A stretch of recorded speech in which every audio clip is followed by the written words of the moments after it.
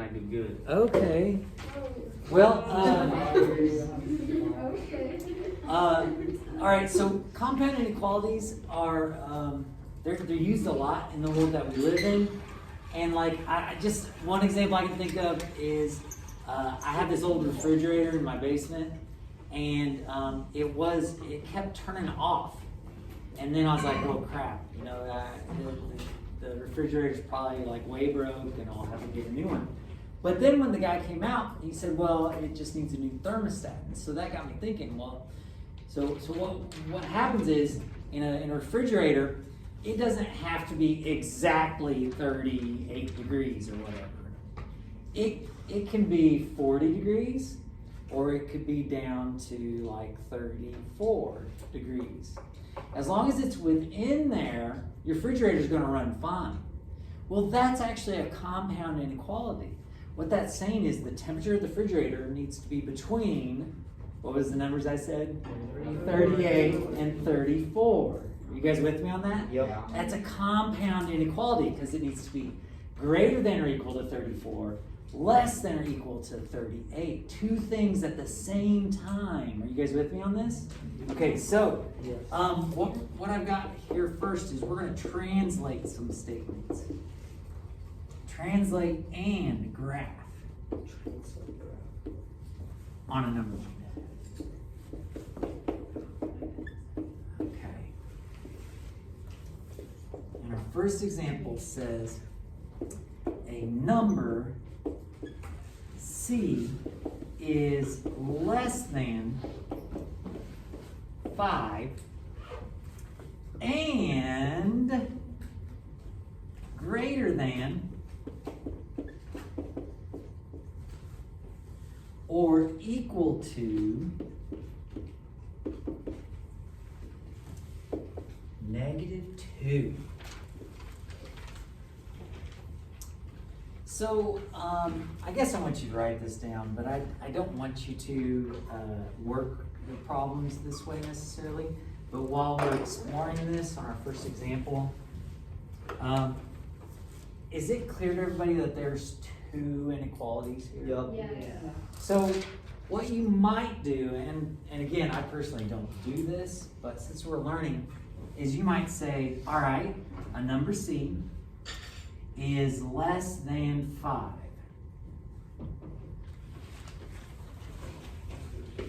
Okay. Thanks. A number C is less than 5 and greater than or equal to -2. Well, what is greater than or equal to -2? C. So C is greater than or equal to -2.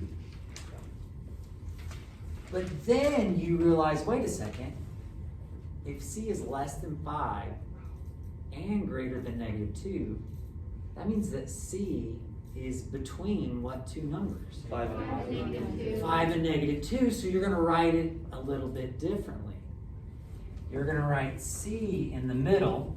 You're going to write -2 and 5, because we just said C is between them, right? You guys with me? So C is between -2 and 5.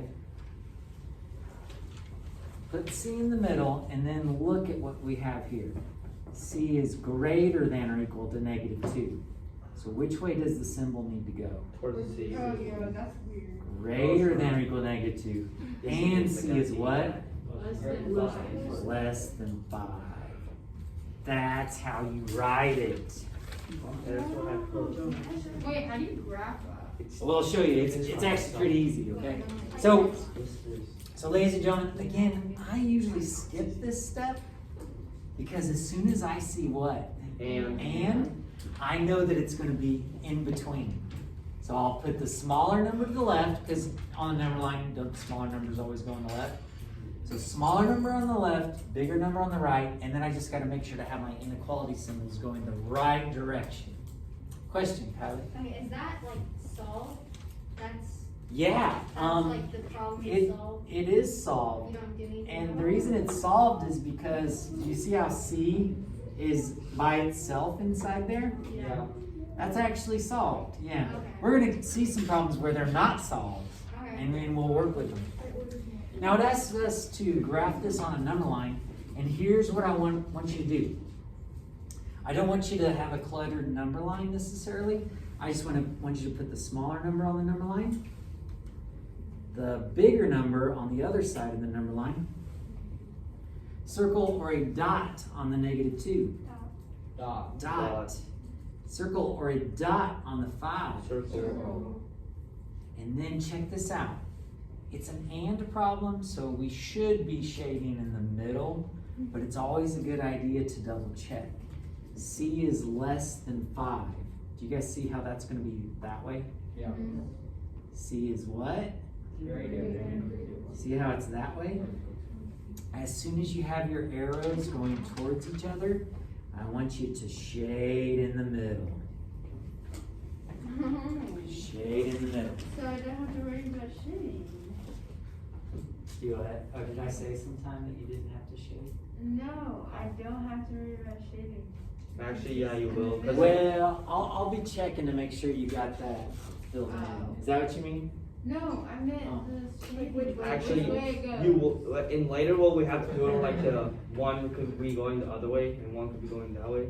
So there are some problems that you solve, Jonathan, and when you go to graph them, they don't go the way they're supposed to. And technically those are, I guess you're supposed to write like no solution or something like that. I don't really get into those, okay? We're just kind of getting the fundamentals. So we're not the advanced class. Well, no, you are, but it's something that I don't stress about. Now, this is an and compound inequality. Let's take a look at another one. Another good one or like a different one? A different one. A number t is less than -1 or greater than or equal to 4. Now, I've made a big point of underlying the and underlying the or. You're going to be responsible for recognizing those, you know what I mean? This is an or problem. It's saying that a number t is less than -1 or greater than or equal to 4. So or problems have a different setup. With or problems, your answers are not going to be between two other numbers. They're going to be on the outside of the two numbers. So with or problems, you're going to do like this. You're going to write it out. You're going to say, well, t is what?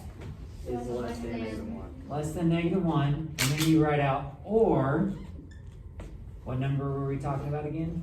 T, right? Yeah. T is greater than or equal to 4.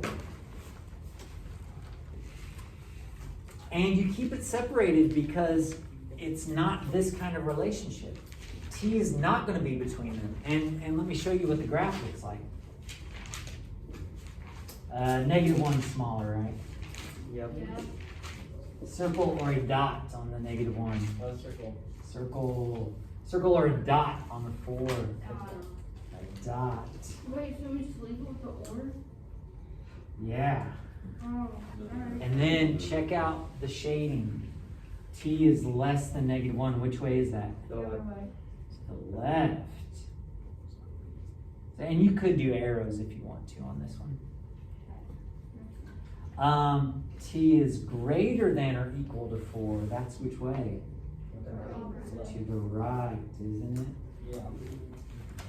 So do you guys see how this looks? Yeah.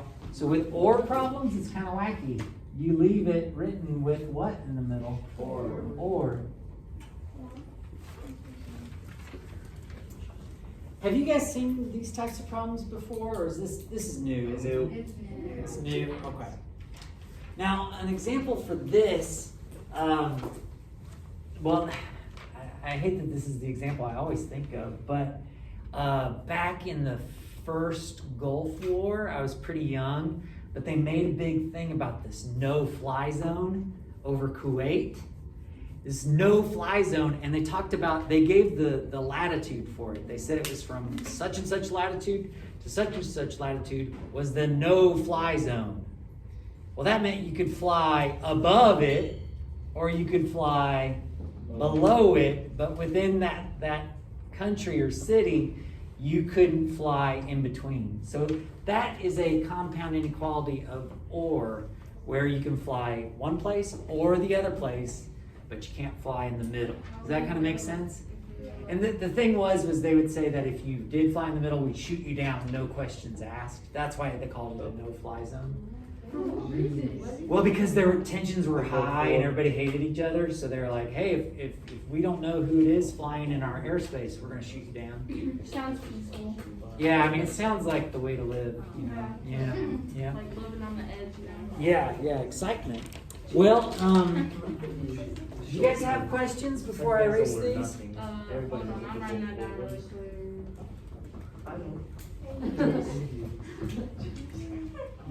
You guys have I knowledge. just learned how to write. In a statement, yes.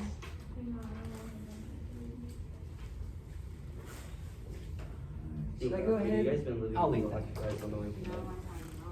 Okay, so you might be asking, well, how do you actually so we translated them, how do you actually solve these types of problems? Well, let's get a new set of instructions here. We're gonna graph the solution on a number line. And let's look at a problem here. We've got -3 less than x plus 1 less than 5. Yeah, Silas? Would you subtract one from both numbers? You would. So first things first, Silas, is this an and or an or compound inequality? It's an and compound inequality. So we kind of already have an idea of what the graph's going to look like, probably. But he's exactly right. Our goal is to get x by itself, but it's in the middle, isn't it? So this is kind of kooky.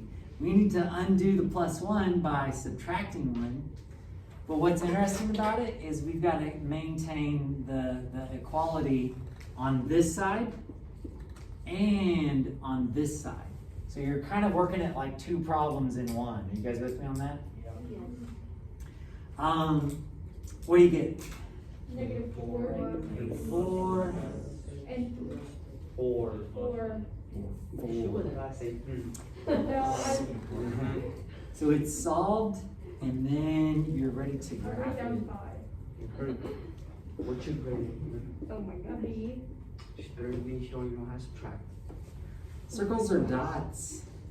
Circles. Circles. Shade where? Towards the middle. Middle. Now, it is always, because I feel like I'm doing it a disservice if I say that if it's written like this, you always shade in the middle. It's possible that they could give you a bogus problem, but I think that's kind of silly. Why would they do that? But just double check. X is less than 4. X is greater than -4. Did we shade it right? Yeah. We sure did. So we're good. Let's try another. -7 is less than -3w. -4 is less than or equal to 2. And I tell you what, you're going to go to lunch pretty soon, so go ahead and work this one out the best you can. And my alarm should go off at noon for you. When you come back, we'll go over this answer. Oh. I have no idea what it is. Well, what about starting it? How would you propose we start? I don't know. Because I just came in the middle of it. I was like, what? Oh, okay. Well, our goal is to get W alone in the middle. So what two things we need to undo? That's over there with the W.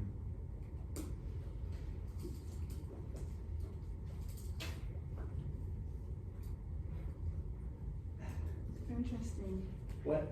What's inside there with the W? Well, there's a here? -4. Yeah, so we gotta undo that. So We also will gotta will we undo- add it to the 2 and the -7? Oh. Yep. Okay. Oh. I feel so smart right now. That is a good feeling, isn't it? No.